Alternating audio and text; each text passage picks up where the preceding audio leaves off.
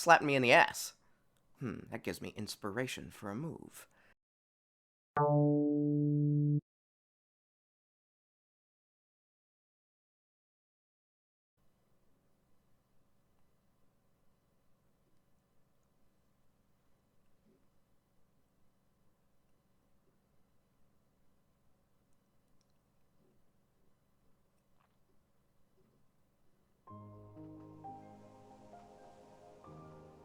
Hello everyone and welcome to the big Let's Play. The first big Let's Play at least for this channel.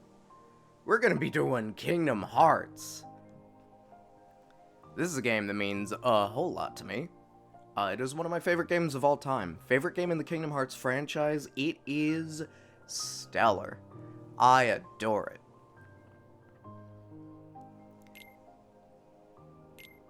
So, Kingdom Hearts. What can I say about this game? What is a good way to really, start a proper introduction for this game? A bizarre concept from a lucky elevator meeting that became a massive hit that lasts to this day. People are still waiting for Kingdom Hearts 4. Shoves a missing link out the window.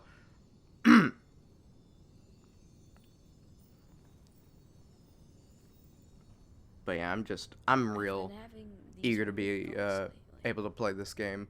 I actually have recorded this game before for friends to see, specifically to get a friend into the franchise.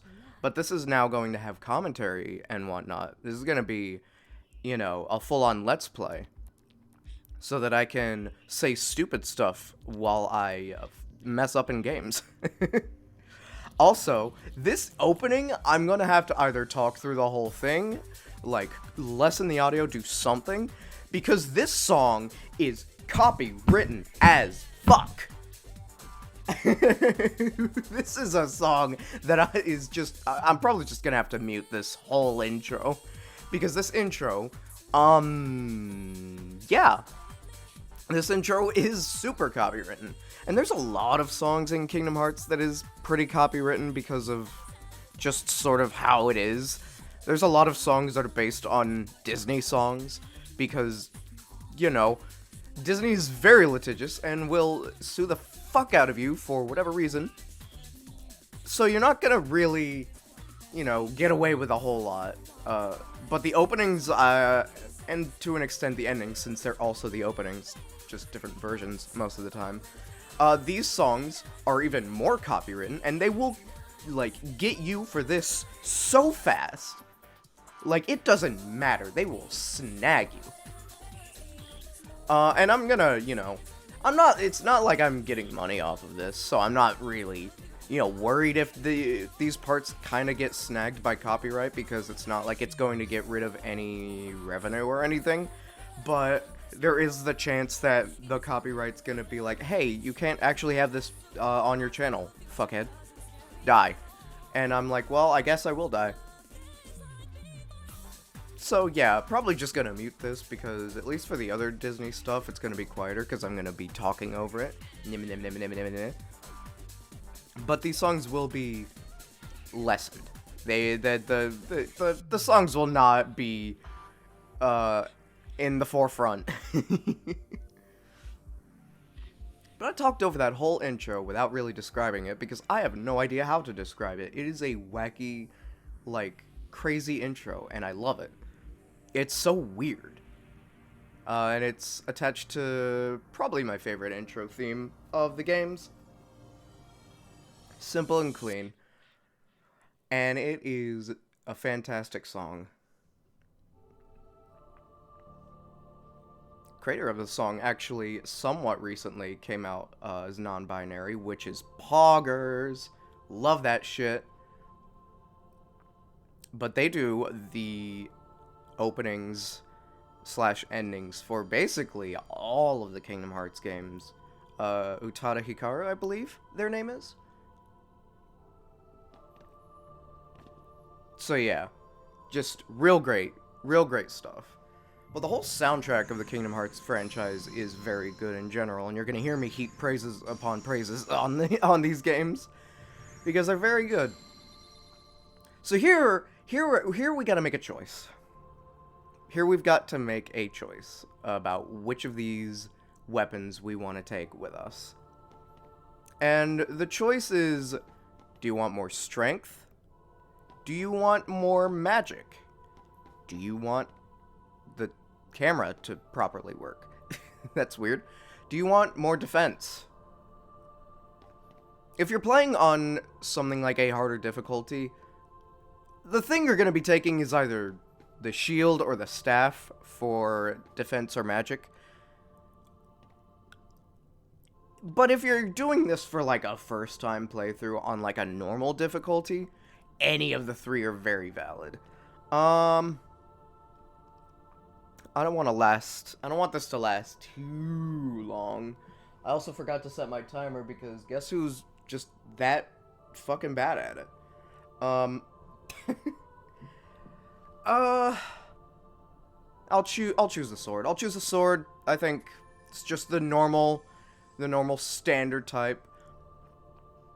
But these will also determine something other than the stats you get.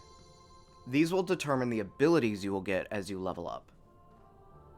So when you get an ability, it's going to be at a different level depending on which of these you chose. And for some abilities that are very useful for certain things, like, I don't know, Lucky Strike, which makes rare drops a little less rare, you get those real late for certain equipment that you choose. So it's not really, you know, I'm usually very good with just choosing the sword. But if I'm gonna get rid of anything, it sure as hell isn't gonna be magic. Because magic is the most busted out of all of these.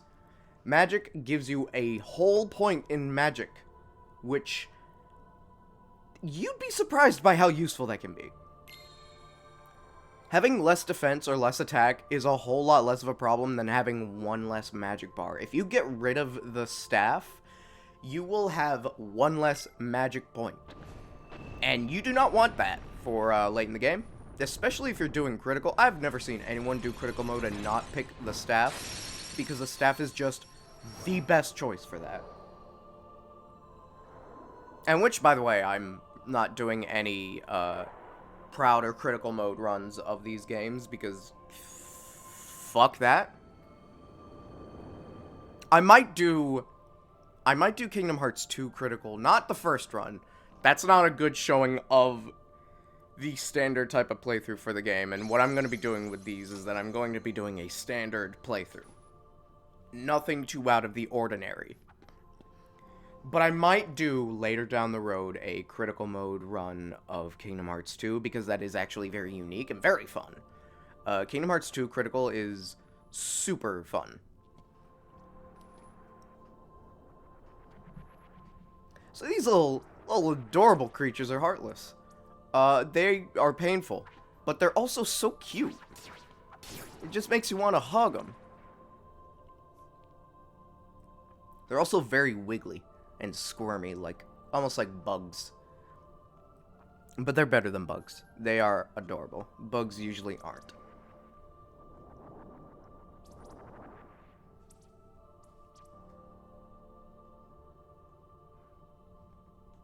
Look at all this tutorial stuff that I'm not even explaining myself. Yay. Kingdom Hearts is an action RPG, which means that it's a game that has a lot of RPG elements and stats and all that good stuff, but in a more real-time combat type of thing.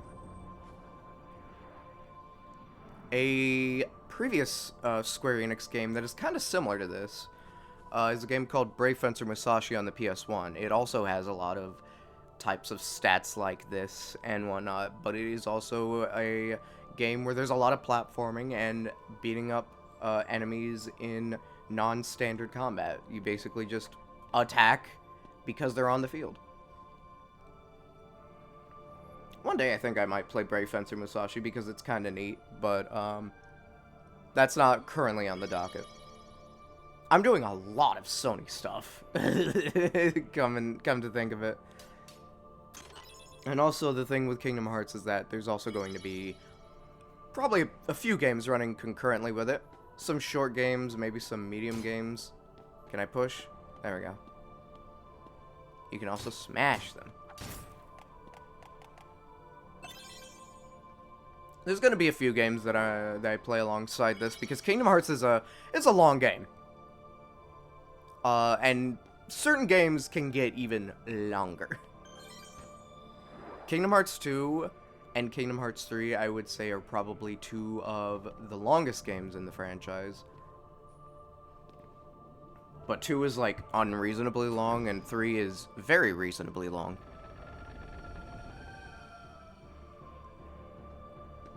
You might say that we're going downhill by, by me saying that Kingdom Hearts 1 is my favorite. And I guess so, you could say that, but I don't think there's a single bad Kingdom Hearts game. I think they're all good. Even the ones that people traditionally think are bad have a lot of good parts about them. Except for the sequel to this game, but specifically the PS2 remake. I don't like Chain of Memories. I don't like Chain of Memories. Anyway, Final Fantasy. Hello, Tidus. So this is another thing that will determine how the game goes for you. All these characters will ask you these strange questions, and depending on what you pick will determine the route that you'll go. And this isn't like a route of like, which direction are you gonna go? This is the route at which you gain experience and how you'll level up. So I'll just say it right now. Picking all of the top parts will get you the, I think the morning route, which means that you will get experience and level up very fast, like earlier on. You'll basically get a pretty fast growth rate until you hit level 50, and then the back end is going to be way longer. Going the middle route will be a much more even split. This is just a general even split. A pretty standard growth. And the bottom route will always be the Dead of Night. And the Dead of Night is the route that I will be going for this, because the Dead of Night makes it so that you gain experience at a slower rate at the start, but at a much faster rate at the end. So when you get to level 50, you're going to be getting a lot more experience. You're going to be leveling up a lot more smoothly at the end. So I'm going the Dead of Night route because it's going to be smoother for the end game, and the beginning half of the experience route is not really all that bad. But I will say, if you're going for achievements, and if you're going for the thing that makes it so that you want to speedrun the game and beat it under a certain time, and also if you are an insane person and decide to also not change your equipment at all to get the achievement associated with that, and also get the achievement for not dying at the same exact time, because, you know, you want to go for all those achievements like an insane person. Choose the top route. Choose the top route. It's going to get you more experience, so you're going to have a little less issues to deal with. Yeah. I didn't do that. I chose the bottom route for that, and that was the worst experience of my life. I still did it. I got the platinum in this game. But, oh boy. Ow. He slapped me in the ass. That gives me inspiration for a move. I shall call it the ass slap. But when should I use it?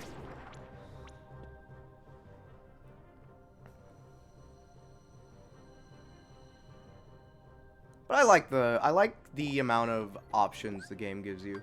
I'm actually going to configure something. I'm going to turn auto lock off because I don't really like auto lock all that much. I think it's a little for me in this game. If I want to lock onto something, I'll lock on.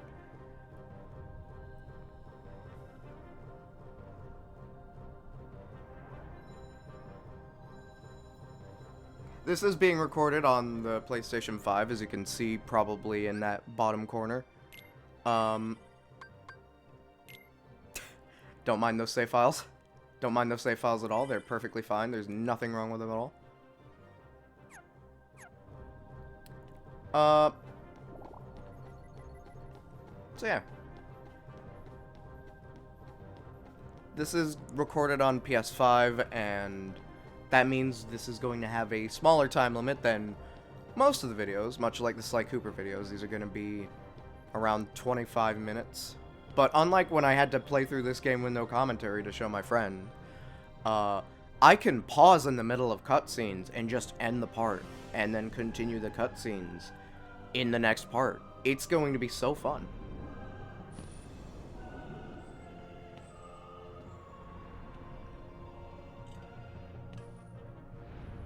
Had to take a drink.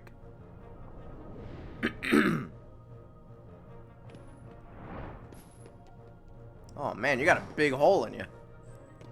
Can I fit?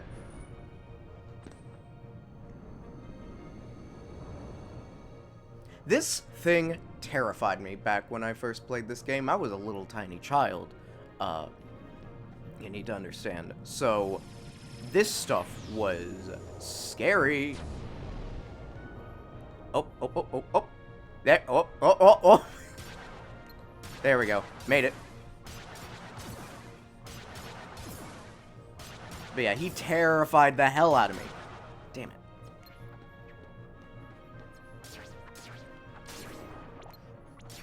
And, you know, I had nightmares. It also didn't help that it felt like he was invincible because I had chosen the shield in my first run through. And no matter how many times I hit him, he would never die. Damn it. I got hit by that.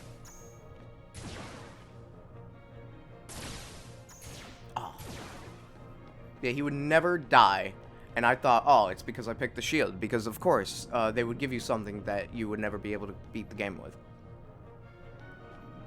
So I picked the sword in my next run, and that went a lot more smoothly. I was able to beat him. It was still terrifying, but I was able to beat him. And then it was just like, no, I just didn't hit him enough, you stupid idiot.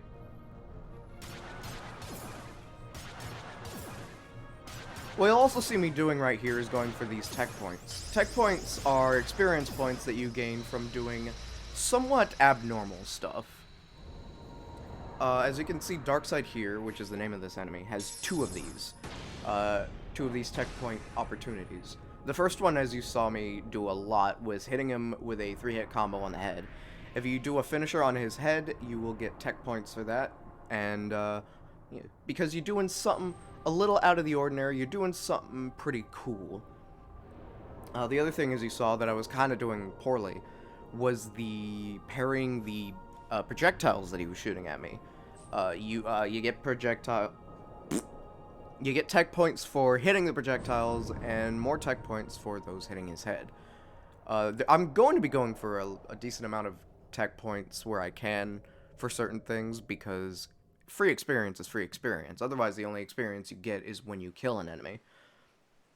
And while that's nice and all, tech points are very, very useful, and they never come back for some reason. It's like one of the best parts of Kingdom Hearts 1's combat, and you just don't get it. Big yawn. Whoa! Give me a break, Kairi. Sorry, you lazy bum. I knew that I'd find you snoozing down here. No, this huge black thing swallowed me up. I couldn't breathe, I couldn't... Ow. Are you still dreaming? It wasn't... This is probably my favorite location. Like, one of my favorite locations in video games. Just a big island, a big beach island. Trees, wooden boards everywhere. It's just so cozy. Know where you grew up? I used to just have a save file here dedicated to just hanging out on the island. Because unlike these kids that want to leave immediately, I'm like, nah man, I want to stay here. It's so cool. Really? But you know, I wouldn't mind going to see it. I'd like to see it too. Along with any other worlds out there. I want to see them all. So what are we waiting for? Hey! Aren't you guys forgetting about me? I can't. So, I can't. I guess I'm I the only can't one working on the look raft. and listen to Riku after hearing You're his just voice as lazy actor. as he Riku's voice actor has recently been doing a lot of streaming of video games. He's been playing stuff like Persona 5, but mostly he's been really getting to playing the Kingdom Hearts games. And my god, is he just having fun with them? It's so fun seeing him just be real chill and happy to just stream these games, going through them, joking around, having fun, making fun of himself back when he was like way younger. He still is really good at he has a fantastic Riku voice. It has barely changed since this game, so it's very consistent. Also, look, we got to the title screen in this part. That's not gonna happen again. And we play Kingdom Hearts 2, we are not getting that. Anyway, let's talk to Kairi. So we need the supplies.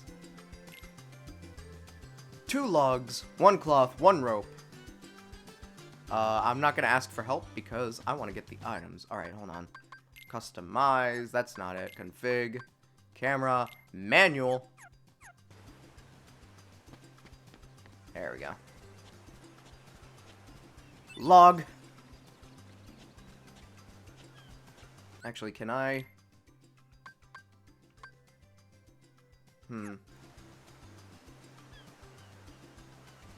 I'll get used to this. I'll get used to it. If I try to change it now, I'll be too used to what this is now, currently. And then I'll just fuck myself up. I'll never be satisfied. That's how it is whenever I change the camera on something.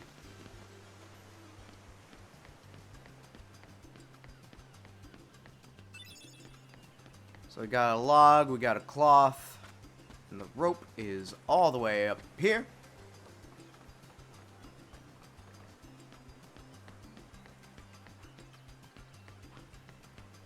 Ta-da!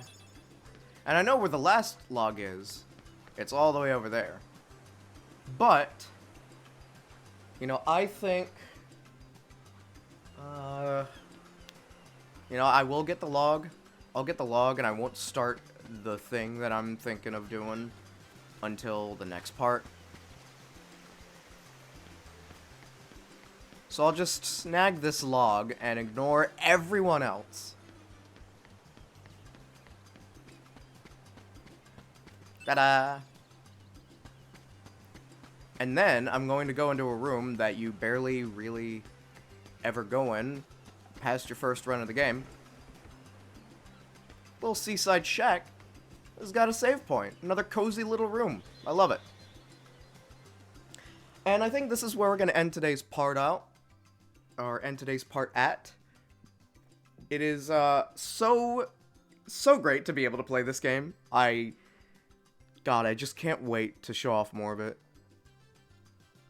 I'll see you guys next time for more Kingdom Hearts. Enjoy the playthrough. I hope you enjoy it as much as I am. And I'll see you guys next time.